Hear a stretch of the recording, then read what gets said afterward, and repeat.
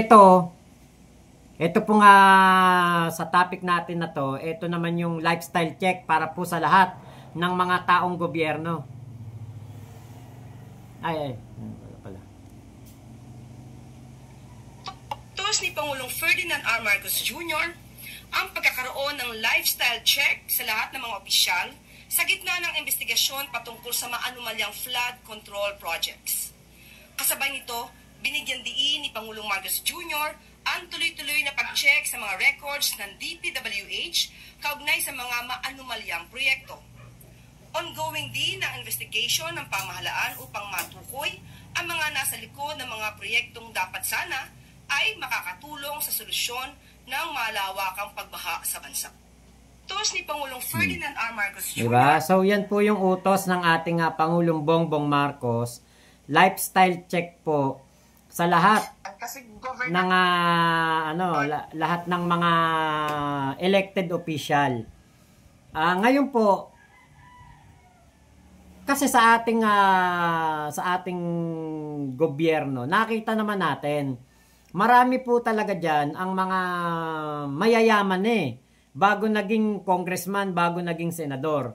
Ngayon dito katulad niyan sa Congress, si Lebiste, 'di ba? Si Leandro Lebiste, bago naging congressman 'yan nakapagbenta na 'yan ng napakaraming solar PH ang kanyang negosyo at billion po ang mga naging kumbaga transaksyon nito sa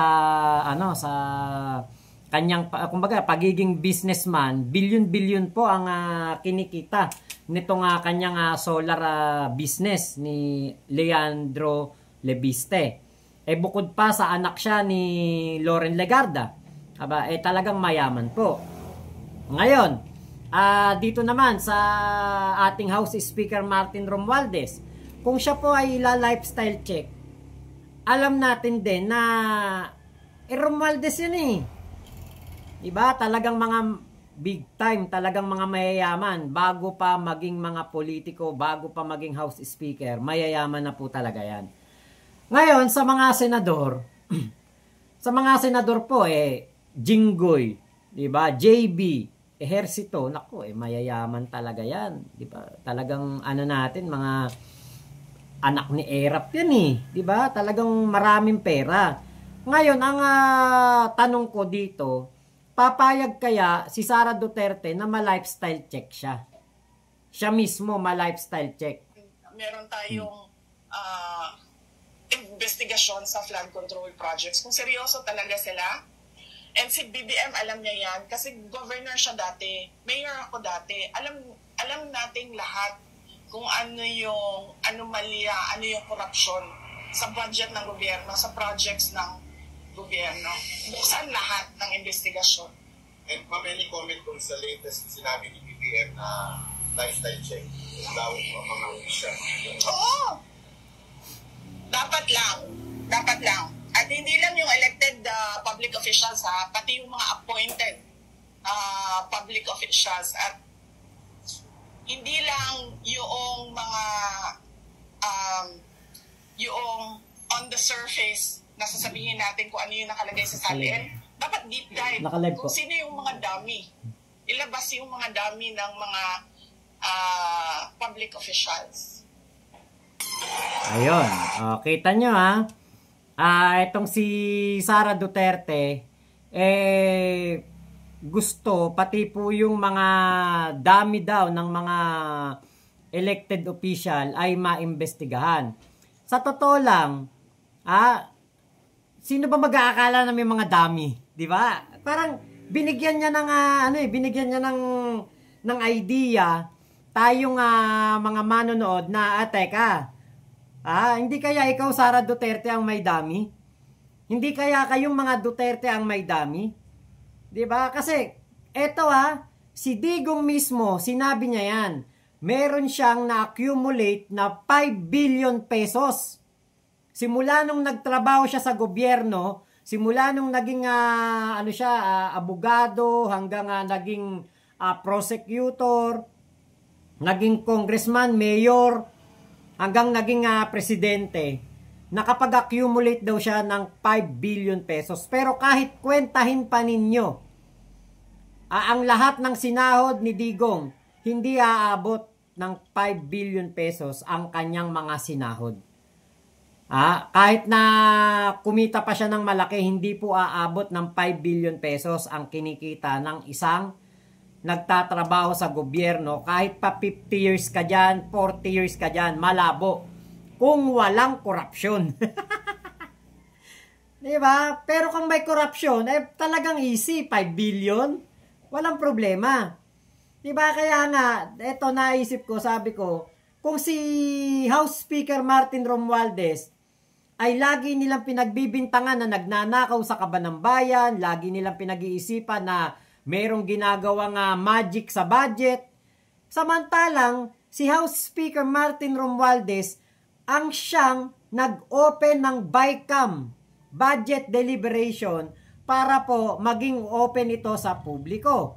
At bukod dyan, gusto rin ni Speaker Martin Romualdez na amyendahan ang batas ng Bank Secrecy Law para po yung pondo, pera ng mga politiko, ng mga nasasangkot sa fraud, nasasangkot sa korupsyon, nasasangkot sa money laundering, ay madali pong mabubuksan ang kanilang mga bank records para maimbestigahan. Si House Speaker Martin Romualdez po ang nagpasimuno niyang batas na yan, na maamyendahan. So ngayon, ang isang Sara Duterte, Baste Duterte, Pulong Duterte, payag kaya na maimbestigahan ang kanilang lifestyle? At lalo pa na ngayon, alam na alam natin, mayat maya nasa dahig, mayat maya punta ng punta sa iba't ibang lugar etong mga pamilya Duterte na ito. Diba? Naalala nyo ba yon nung si Digong ay pinadala sa ICC, lumipas lang ang ilang linggo, si Pulong Duterte, parang 18 na bansa po ang kanyang lilibutin para makapaglibot. Biruin nyo, ang dami niyang bansa na pinuntahan. Magtataka ka, kongresista yan, pero bakit bigla siyang nagkaroon ng biyahe sa ibang bansa at napakarami niyang bansa na pinuntahan? Totoo kaya yung bulong-bulungan na kaya bumiyahe si Pulong Duterte nung time na yon ay para tignan, linisin, ayusin ang kanilang mga bank account sa iba't ibang bansa. Diba? Yan po yung yan po yung napakalaking kung ano tawag ito, hiwaga sa buhay ng mga Duterte. Paano nila na-afford ang isang Kaufman na abogado? Napakamahal ang bayad, 130 million in 1 month. Paano nila na-afford ang magpadahig mayat maya? Buti sana kung isa lang sila, hindi. Kapag pumunta ng daig si Sara, kasama niyan mga 5-10 tao. Si Pulong, syempre, pag pumunta yan doon, alangan namang mag-isa lang yan. Kasama pa pamilya. Syempre, may mga anak, sasama. Apo ni Digong. Si Kitty, saka si Hanilet. Alangan namang silang dalawa lang yan. Syempre, may mga alala yan. Diba? Kaya po, kung open si Sara Duterte sa lifestyle check, dapat talaga matignan na natin ang kanyang bank records din. Diba? Hanggang ngayon, hindi niya na ipapaliwanag yung 619 million na pinaplug ng COA dahil po questionable ang mga paggastos noong siya ang DepEd Secretary. Tapos, itong patungkol po dito kay Pulong Duterte, 51 billion in 3 years ginastos sa flood control project. Naniniwala ba kayo doon? 51 billion, bakit pag naihi ang palaka sa Davao, bahana? Diba? Kaya na Linda Lopez, dapat talagang matignan po ang mga kabuhayan nitong mga taong to. Wala akong pake kay Saldi ko. Wala akong pake kung sino mang mga kongresista yung mga ano na yan, mga may kinalaman sa mga flood control projects, mga contractor. Wala akong paki dyan dahil sigurado ko yan ay hindi ko konsintihin ng ating House Speaker. Merong mag-aano dyan, merong kakastigo dyan. Pero dito kay Sara Duterte, di ba, dapat ito ang mabantayan at matignan ang kanilang mga kayamanan, ang kanilang mga pamumuhay. Umaasta lang na mga simpleng-simple. Umaasta lang na kunwari mga masang-masa ang datingan. Kumakain ng fishball. Nagtutuhog ng kikiam. Pero, 619 million inuubos lang ng walang kapararakan. Oo nga, nakikita natin si Sara nagtutuhog ng fishball, kikiam, squid ball, itlog pugo. Pero wag ka. Ang safe house ng Department of Education, gumagastos po sila sa safe house ng 1 million in 11 days. Gumagastos po sila ng 250,000 in 1 day sa kanilang safe house. Yan, shoutout Ate Elizabeth Nepisa. Ayan, okay lang po kahit late. Diba? It's better late than never. Diba? Kaya yan po yung dapat talaga matignan ng buhay nitong mga to, yung mga kayamanan. Sabi ni Florencio Sanchez, bakit nagalit kayo kay Sara? May amo ba kayo? Para siraan siya kasi Lacson ang binoto presidential. Kaya ako hindi Sara, kaso binabanatan nyo lagi. Hindi naman ako galit kay Sara. Kinu-question ko lang ang kanyang budget na ginastos na hindi niya maipaliwanag. Wala po akong amo dito dahil kung may amo po ako dito, hindi ko po kailangan na mag-vlog pa araw-araw kung may amo ako. Kung kumikita ako sa amo ko, meron po akong bossing dito. Dapat ang topic ko po yung mga kampon ng mga Duterte pinagtatanggol ko. Kung meron po akong amo dito, dapat pinagtatanggol ko na sila Sara. Kaya lang po wala po akong amo dito Ate Tamura, alam ni Ate Tamura yan, wala akong amo dito. Kasi kung meron, tsak na ang binablog ko't pinagtatanggol ko si Sara. Kasi alam naman nating lahat dito kung sino ang nagbabayad ng mga vlogger. Hindi mo ba alam yon, Florencio? Si Digong, ang kauna-unang presidente na nagbayad ng mga vlogger para kanyang maging tagapagtanggol. At meron pong buhay na saksi dyan. Meron pong saksi dyan. Alam nyo kung sino? Si Nino Barsaga. Si Nino Barsaga ay naging bayarang vlogger ni Digong. Hindi niya po kinakahiyayan, hindi po niya yan tinatatwa. At isa po si Nino Barsaga sa makakapagsabi na talagang si Digong binabayaran ng mga vlogger para ipagtanggol siya noon laban sa mga dilawan. Tapos ngayon sasabihin nyo, tatanungin mo, Florencio, ako ang may amo o nababayaran. Nandyan si Naylinda Lopez. Nandyan si Naylinda Lopez. Kilala ko niyan. 5 taon ba? 4 na taon na na tayo'y magkasama rito sa sa YouTube. Sarap World Tour, buong pamilya ni Lustay, Kawatan, anytime galaan. Saan galing pera? Mga opisyalis lang kayo ng gobyerno. Come on, lahat ng 7-Eleven, mismong lugar nila sa Davao, kanila. Ayan po. Kaya alam nyo, yung mga bago kayo magbintang ng bayaran, kilalanin nyo muna yung tao.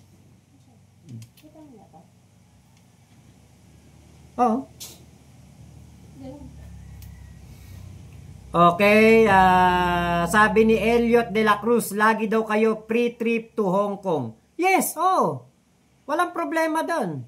Kung kami free trip to Hong Kong. Alam nyo ba kung sino gumagastos noon sa free trip to Hong Kong namin? Mayroon po kaming mga sponsor, mga natutuwa sa amin na mga manonood, na kinokontak si Boss Mike para kami ay ipasyal sa ibang bansa. Nung nakaraan, Hong Kong, Macau at China. Hindi ko po tinatanggi yun. Kasi yun ang binigay sa akin.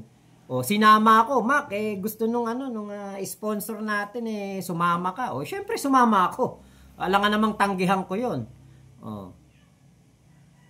Yung iba nga yung iba nga kung saan nakakarating hanggang dahig nakakarating Kilala niyo ba yung kung sino nasa dahig? Di ba? Kami, may sponsor kami, mga manonood namin, mga supporter namin. Katulad dun sa Hong Kong. May sponsor kami, taga Hong Kong. Nilibre kami ng pagkain, nilibre kami ng hotel. May sumagot ng plane ticket namin. Hindi galing sa politiko, hindi galing sa taong tawag dito, hindi galing sa taga-gobyerno. Galing po sa private person, mga mayayaman na taga Hong Kong na mga Pilipino, yun po ang sumuporta sa amin.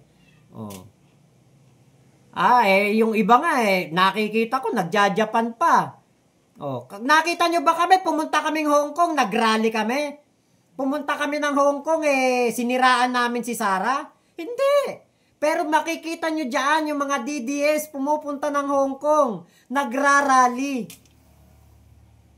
Umaakyat ng stage, nagsasalita sa harapan ng Filipino community para siraan si Sarah.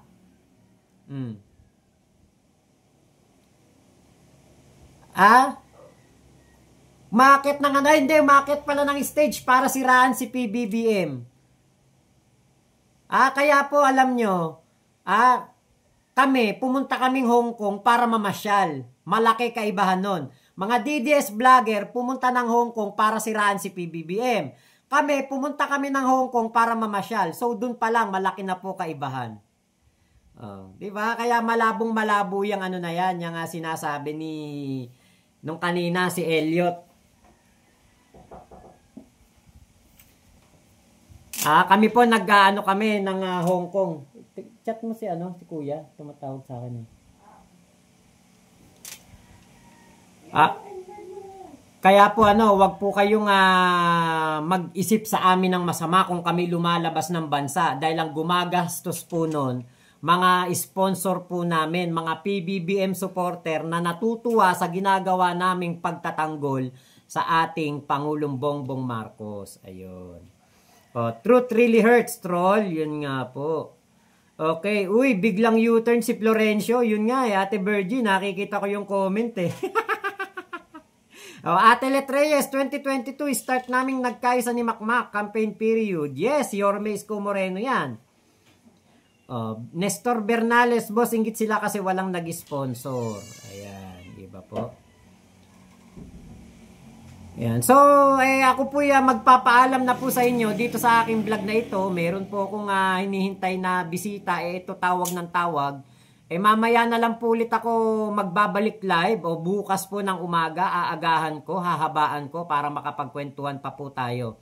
Yan. Sa mga hindi pa po nakapag-subscribe sa akin, subscribe po sana kayo. At sa mga tropa pips natin dyan, sana po malike po ninyo ating video bago po kayo umalis. Maraming salamat po. Thank you sa pagsama nyo sa vlog ko na ito. Ingat po kayong lahat. Mama chup chup, love you, God bless us all Pilipinas.